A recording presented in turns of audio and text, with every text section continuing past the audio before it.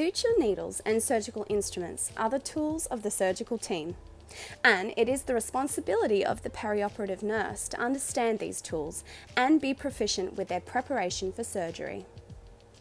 Historically, sutures have been around for some time, and in fact medical writings of ancient Egyptian and Assyrian cultures dating back to 2000 BC mention some various materials used, basic as they were, for suturing and ligating wounds. In fact, the father of medicine, Hippocrates, born in 460 BC, discusses suturing and ligating in his writings.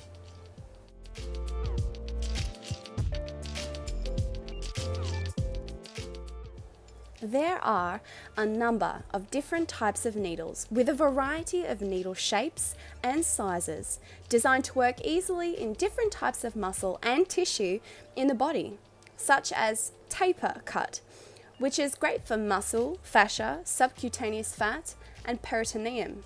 Or there's cutting, which is great for ligaments, tendons, and skin.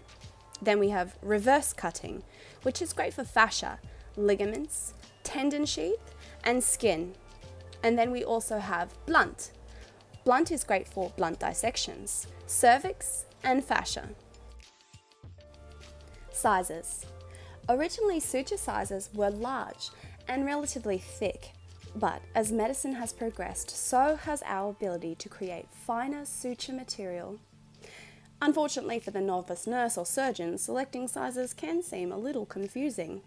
But if we remember that we started with thicker sutures, say a number 6, and got smaller to an O, we've made a pretty good start. However, we don't just stop there. As we got better and better at making sutures, our sizes became smaller than an O. And this is how we progressed to a 2O, a 3O, and a 4O, getting smaller all the way to an 11O, which is used in ophthalmic surgery and microscopically thin. It's amazing.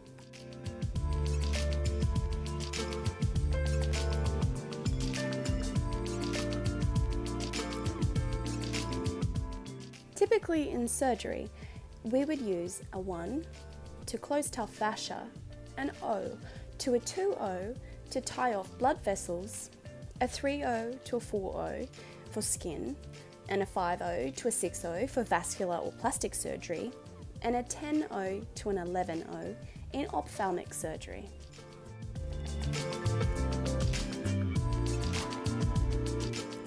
Tensile strength retention, or TSR. Tensile strength retention estimates the amount of wound support provided by the suture.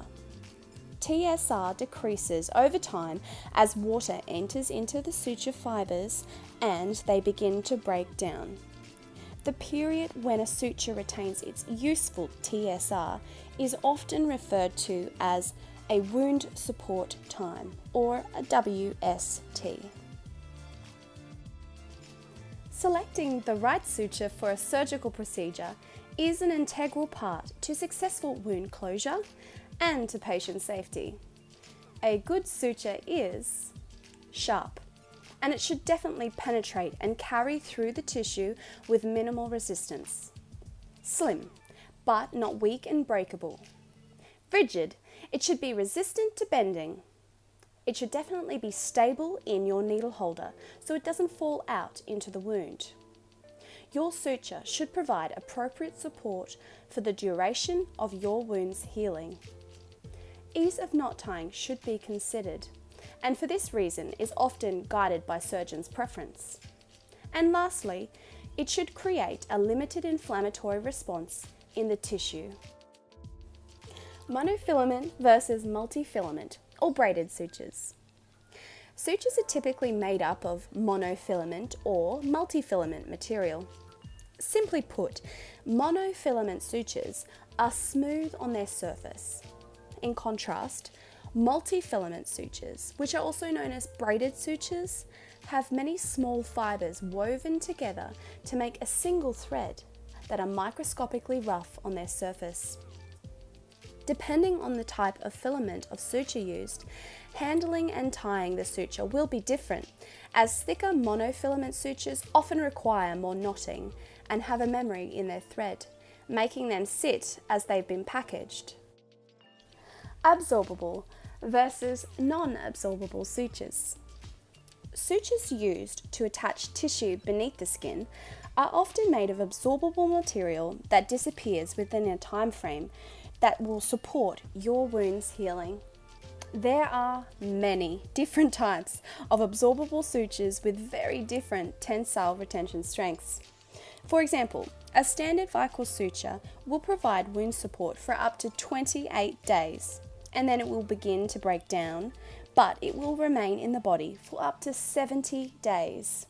If we compare this to a PDS, which will provide wound support for up to 8 weeks, and then it will remain in the body for a further 238 days. On the other hand, many common skin sutures, which are made up of a variety of non-absorbable materials such as silk, nylon, wire, or various other synthetic materials.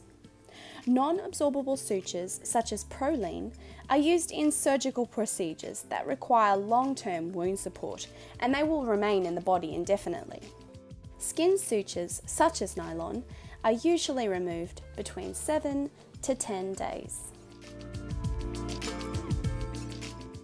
Sutures have come a long way since we started using them, and they will continue to do so for generations to come.